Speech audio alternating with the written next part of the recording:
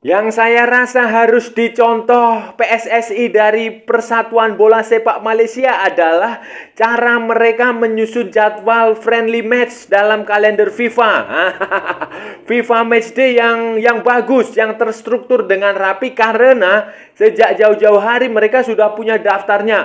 Bahkan hingga Januari sebelum Piala Asia 2023 sudah. Halo saudara-saudara, jumpa lagi dengan komentator gadungan di sini. Dengan komentator yang gadungan. Seperti biasa saudara-saudara, seperti biasa. Kalau kita sudah bertemu pasti akan ada yang kita bicarakan. Baik yang bermanfaat maupun yang tidak bermanfaat, baik yang berguna maupun yang tidak berguna, baik yang menghibur maupun yang bikin sedih, baik yang terbaru maupun yang terlama. Bebas saudara-saudara, bebas, bebas. Yang penting sopan. Dan hari ini saudara-saudara, hari ini kita akan bicara tentang sepak bola Asia Tenggara. Seperti biasa, sepak bola dari negara-negara tetangga, dari negara serumpun, dari negara jiran, dari Indonesia, Malaysia, Thailand, Vietnam, Kamboja, Laos, Myanmar, Timor Leste, Filipina, Brunei Darussalam, Singapura, dan sekitarnya. Untuk edisi kali ini kita akan bicara tentang daftar susunan pemain, senarai pemain tim nasional Malaysia senior yang akan menjalani pemusatan latihan training camp pada 29 Agustus 2023 untuk FIFA Matchday, dua pertandingan persahabatan, dua pertandingan uji coba internasional FIFA pada 6 dan 9 September 2023 melawan Syria dan Cina di Chengdu, Cina. Pelatih Malaysia Kim Pan Gon sudah jauh-jauh hari merilis daftar pemain. Begitu pula Persatuan Bola Sepak Malaysia FAM sudah merilis daftar pemainnya. Mayoritas adalah pemain lama dan hanya ada 2 pemain baru yang kemungkinan besar akan menjalani debut. Nah, siapa saja mereka saudara-saudara? Ini akan kita bahas, akan kita ulas, akan kita analisis di edisi kali ini saudara-saudara. Saudara-saudara, begini saudara-saudara yang harus dicontoh PSSI, Persatuan Sepak Bola Indonesia dari FAM, Persatuan Bola Sepak Malaysia adalah jadwal. Manajemen FAM itu tampaknya lebih rapi menyusun jadwal friendly match, jadwal FIFA Matchday dibandingkan dengan PSSI. Kenapa saudara-saudara? Karena kalau kita lihat ya saudara-saudara ya, sejak awal tahun inilah, sejak awal 2023 itu kita sudah bisa melihat pendukung, supporter, fans itu sudah bisa melihat, media juga sudah bisa melihat jadwal pertandingan, lawan-lawan yang akan dihadapi oleh tim nasional Malaysia senior, tim nasional Harimau Malaya itu di pertandingan uji coba internasional. Nah, kalau saudara-saudara lihat ya, saudara-saudara perhatikan, kemarin bulan Maret, bulan Juni itu sudah ada. Kemudian bulan ini nanti bulan September ini ada 2 pertandingan yang akan dijalani. Melawan Suriah tanggal 6 September dan Cina tanggal 9 September. Kemudian nanti bulan Oktober itu tanggal 13 dan 17 Oktober itu Malaysia punya Merdeka Turnamen. Di situ Malaysia akan menghadapi India, kemudian di pertandingan keduanya akan menghadapi Palestina atau Tajikistan. Kemudian nanti setelah itu di bulan November itu ada kualifikasi Piala Dunia 2026 zona Asia. Di fase grupnya itu Malaysia akan bertemu dengan Kyrgyzstan dan Taiwan. Taiwan atau apa ya, November itu. Kemudian nanti, ini yang menarik adalah di Januari. Di Januari itu kan berarti tahun depan. Tahun depan itu Persatuan Bola Sepak Malaysia FAM itu juga sudah punya jadwal, punya agendanya. Sebelum pertandingan Piala Asia 2023 itu digelar di Qatar, Malaysia sudah mengagendakan 2 pertandingan pemanasan, yaitu melawan Arab Saudi pada Januari, kalau nggak salah tanggal berapa gitu, tanggal 8 atau tanggal 3 atau tanggal 6. Kemudian setelah itu ada Oman. Nah, barulah kemudian bertanding melawan Jordania, melawan Bahrain, dan melawan Korea Selatan, saudara-saudara. Jadi ini sudah sangat rapi sekali. Untuk menunjang agenda yang terbaru, agenda yang terdekat, saudara-saudara, agenda yang terdekat di tanggal 6 dan 9 September, Persatuan Bola Sepak Malaysia itu juga sudah mengumumkan daftar pemain tim nasional Malaysia yang akan tampil menghadapi Syria dan Cina. Nah, ini berbeda dengan apa yang dilakukan oleh tim nasional Indonesia, oleh PSSI. PSSI sampai sekarang juga belum mengumumkan. Ya mungkin saja daftarnya sudah ada di tangan Sintayong, tinggal diumumkan. Tetapi sampai hari ini belum diumumkan. Dan Malaysia ini menurut saya bagus karena jauh-jauh hari sudah diumumkan sehingga fansnya, medianya, semua orang itu bisa melihat, bisa menilai, bisa menganalisis siapa-siapa pemain yang memang pantas dipanggil dan siapa-siapa yang memang tidak pantas dipanggil. Dan itu bagus untuk perkembangan tim nasional itu sendiri karena akan ada saran, akan ada kritik, akan ada keluhan, akan ada komplain, akan ada macam-macam lah. Sementara di Indonesia, di PSSI itu sampai hari ini, tayangan ini ditayangkan itu belum ada, walaupun agendanya sudah ada. Nanti ada 1 pertandingan uji coba internasional melawan Turkmenistan, kalau nggak salah itu di Surabaya, saudara-saudara. Tetapi daftar pemainnya belum dirilis karena sekarang Sintayong masih sibuk di Piala AFF U23. Tetapi saya rasa juga sudah ada daftarnya, sudah ada, tinggal diumumkan. Tapi ya saya nggak tahu PSSI ini kenapa belum mengumumkan itu. Apakah masih ada tarik ulur kepentingan dengan klub atau apa? Tapi kalau tarik ulur kepentingan dengan klub juga nggak mungkin karena kan ini agendanya FIFA, dalam kalender FIFA. Jadi klub wajib melepas pemain, atau mungkin juga karena ada agenda tim nasional U23. Tetapi ya kita tunggu saja, saudara-saudara. Kita tunggu. Daftar pemain yang sudah diumumkan tim nasional Malaysia, yang sudah diumumkan Kim Pan-gon untuk pertandingan tanggal 6 dan tanggal 9 September melawan Syria dan Cina di Chengdu. Di Cina, saudara-saudara, mainnya. Jadi 2 pertandingan away. Nah, ini juga bagus ini. 2 pertandingan away supaya para pemain Malaysia itu juga terbiasa kalau bermain away. Ini berbeda dengan Indonesia yang friendly match-nya kebanyakan di home. Nah, jadi ini juga akan menguji mental pemain, mental pemain, menguji pemain bagaimana kalau dia bermain away. Nah, dan dari daftar pemain yang sudah diumumkan ini ya mayoritasnya adalah pemain-pemain lama, saudara-saudara. Pemain-pemain lama yang selama ini juga sudah bermain bersama Malaysia, sudah bermain di tim nasional Malaysia di berbagai pertandingan resmi FIFA ya. Karena ada yang main di Piala AFF, juga ada yang tidak main di Piala AFF. Tetapi kalau di FIFA Matchday itu kebanyakan main. Ya itu pemain-pemain seperti itulah sudah banyak, seperti Arif Aiman di situ, ada di situ Endrick juga ada, Shihan Hasmi juga ada di situ. Jadi mayoritasnya ya pemain-pemain itu, tetapi tidak semuanya pemain-pemain yang selama ini bergabung, yang sudah bermain. Ada juga pemain yang sempat lama tidak dipanggil, kemudian dipanggil lagi, keluar masuk. Itu normal seperti itu, saudara. Normal karena ya namanya kompetisi itu ya. Ada juga pemain-pemain baru. Dalam catatan saya ada 2 pemain debutan, 2 pemain yang akan menjalani debutan, dan saya rasa ini mereka berdua ini layak mendapatkan panggilan ke tim nasional Malaysia karena sudah bermain cukup bagus, cukup konsisten, cukup membanggakan lah, setidaknya di Liga Super Malaysia. Nama pertama adalah Daniel Lim, penjaga goalkeeper, penjaga gawang Sabah FC yang memang tampil bagus di Liga Super Malaysia musim ini. Dan mungkin juga sejak musim lalu. Kemudian nama kedua ada Hong Wan. Hong Wan ini juga pemain tengah midfield dari Johor Darul Taksim yang memang sudah mendapatkan saran, mendapatkan masukan dari banyak pengamat di Malaysia supaya dipanggil ke tim nasional karena penampilannya yang cukup bagus bersama JDT di Liga Super Malaysia maupun di kompetisi lainnya seperti Piala FA dan Piala Malaysia musim ini, saudara-saudara.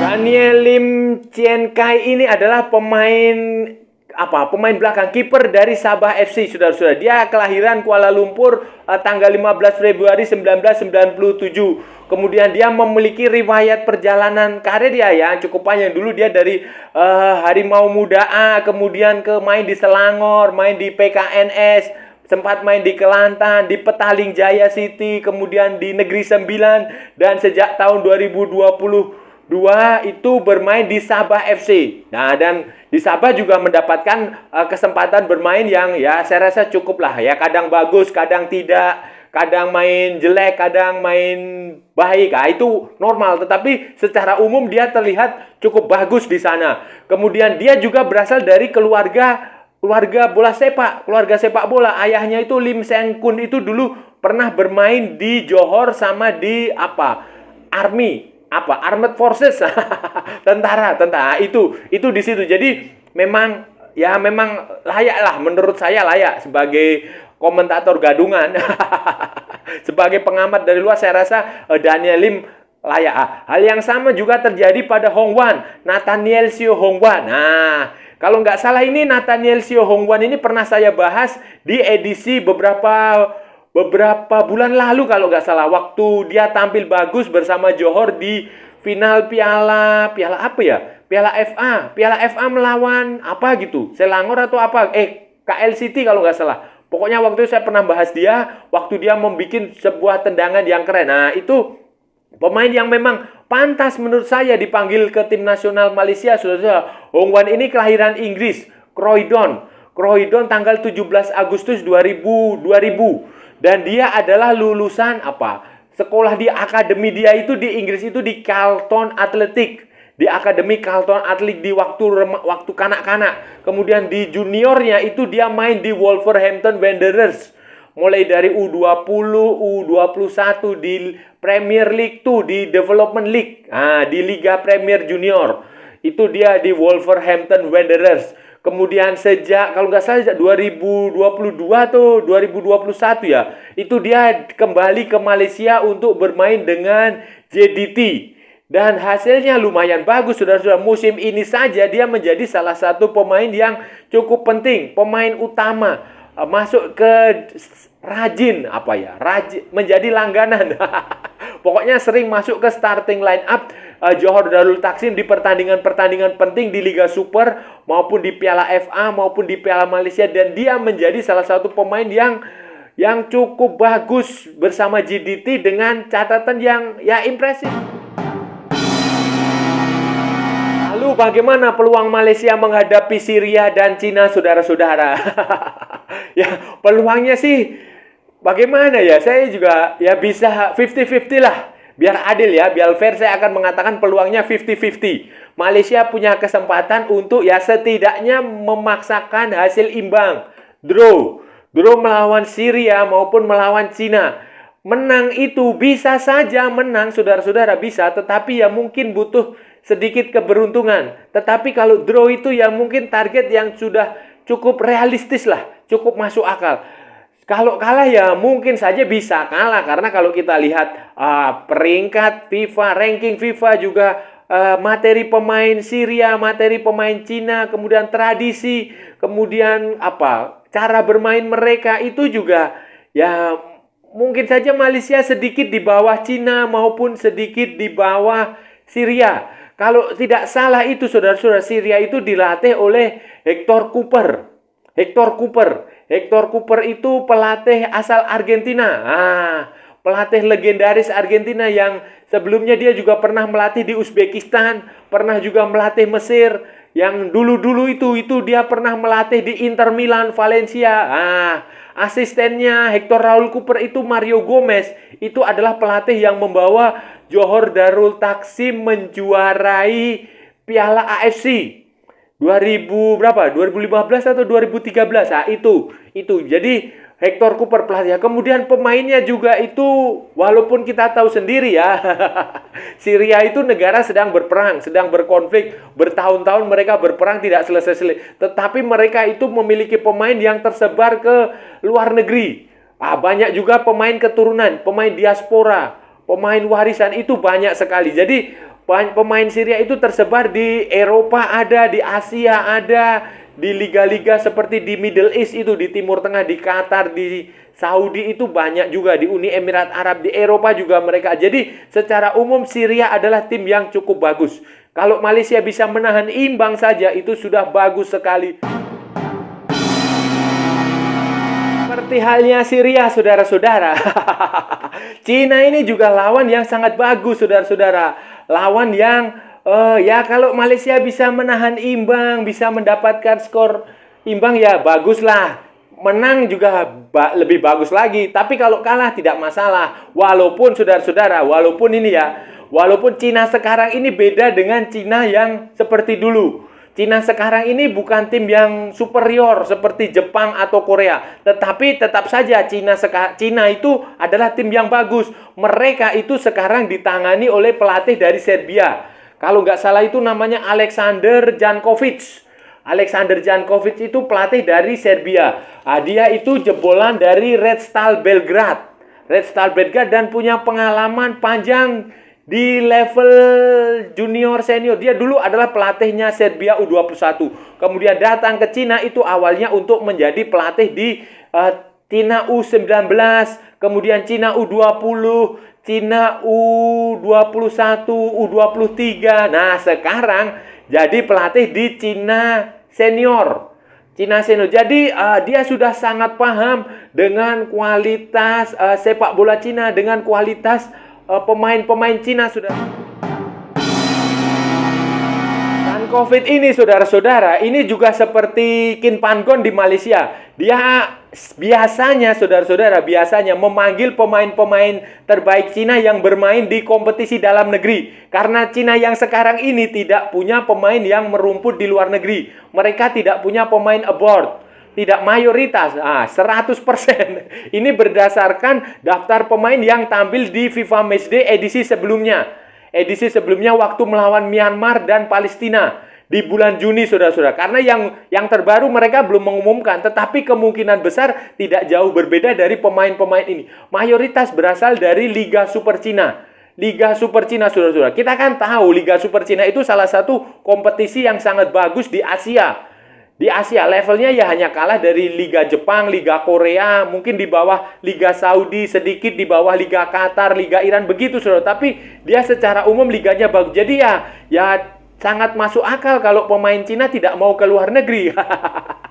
Meskipun bermain di Liga Super Cina, saudara-saudara, Jankovic ini punya banyak pemain yang sangat bagus, sangat bagus. Mulai dari belakang di penjaga gawang itu seperti Yan Yungling. Itu kiper yang sangat bagus, sangat berpengalaman, punya kemampuan, punya refleks bagus, punya bagus lah. Dia main di Shanghai Port. Kemudian ada lagi di backnya itu rekan dia juga di Shanghai Port. Namanya Zhang Linpeng, itu juga pemain bagus. Kemudian, begini, sebenarnya Cina itu sempat punya pemain yang ada di Eropa, bermain di Eropa, di Spanyol. Kalau saudara-saudara ingat, saudara-saudara tahu itu namanya Wu Lei. Wu Lei itu adalah Maradona dari Cina, saudara-saudara. Dulu di waktu muda ya, nggak lama sih, beberapa tahun lah, 2-3 tahun lalu dia bermain di Espanyol. Waktu itu dia bermain di Segunda Division, di Divisi 2 di Spanyol. Espanyol namanya. Itu dia membantu Espanyol promosi ke La Liga. Espanyol ini adalah klub yang dimiliki oleh pengusaha dari Cina, saudara-saudara. Kemudian setelah dari Espanyol itu entah mengapa sekarang dia sudah berada di Cina. Dia kembali ke Cina bermain di Shanghai Port di Liga Super Cina. Kemudian selain Bule itu juga ada pemain yang cukup bagus itu namanya Aikesen. Aikesen itu nama aslinya adalah Elkesen. Dia pemain kelahiran Brasil, pemain asal Brasil yang dinaturalisasi Cina dan masih eksis di tim nasional Cina hingga sekarang. Karena sebelumnya dulu itu ada banyak pemain naturalisasi Cina dari Brasil, dari Amerika Selatan, dari Afrika, dari Eropa yang dinaturalisasi diberikan paspor Cina setelah bermain di Liga Super Cina selama lebih dari 5 tahun. Tetapi sekarang mereka sudah menghilang semua dan hanya tinggal Elkesen ini, saudara-saudara. Saudara-saudara, itu tadi pembahasan kita hari ini, saudara-saudara. Kita sudah bicara tentang sepak bola Malaysia, tim nasional Malaysia yang akan menjalani 2 pertandingan persahabatan di bulan September dan daftar pemain yang sudah dikeluarkan oleh pelatih mereka, Kim Pan Gon. Kita tadi juga sudah membahas tentang aspek manajerial dari Persatuan Bola Sepak Malaysia, FAM, Football Association of Malaysia, yang sangat bagus, sangat rapi, sangat profesional dalam menyusun jadwal pertandingan, sehingga jadwalnya sudah diketahui jauh-jauh hari dan dalam rentang waktu yang cukup panjang. Bahkan sampai Januari, saudara-saudara, bayangin. Dan ini harus kita beri pujian dan ini harus dicontoh. Setidaknya dicontoh oleh PSSI di eranya Erick Thohir. Dan saya rasa juga ini juga akan dicontoh, saudara-saudara. Menurut saya sudah eranya Erick Thohir juga sudah lumayan lah, sudah cukup bagus dibandingkan era-era sebelumnya. Tetapi memang harus lebih ditingkatkan. Kalau bisa sih menyamai apa yang dikerjakan Persatuan Bola Sepak Malaysia, karena ini sangat bagus. Sangat-sangat bagus. Jadi kita sudah bisa tahu calon lawan-lawan kita dalam 3, 4, 5 bulan, 6 bulan ke depan itu sudah tahu. Dan ya memang seharusnya seperti itu, saudara-saudara. Dan saya rasa sudah cukup ya, saudara-saudara ya. Kalau ada salah-salah ya mohon maaf, saudara-saudara. Namanya juga gadungan. Wajar kalau gadungan itu salah. Tetapi kalau itu benar, saudara-saudara, berarti sebuah kebenaran. Kalau saudara-saudara merasa channel ini bermanfaat, berguna, menghibur, menginspirasi, menyenangkan, menambah ilmu, silakan di-like, di-share, and subscribe, saudara-saudara. Sebarkan kepada orang-orang di seluruh dunia. Tetapi kalau tidak, saudara-saudara, abaikan saja. Jangan ditonton, di-skip. Tetapi jangan juga di-report. Kasihan saya, saudara-saudara.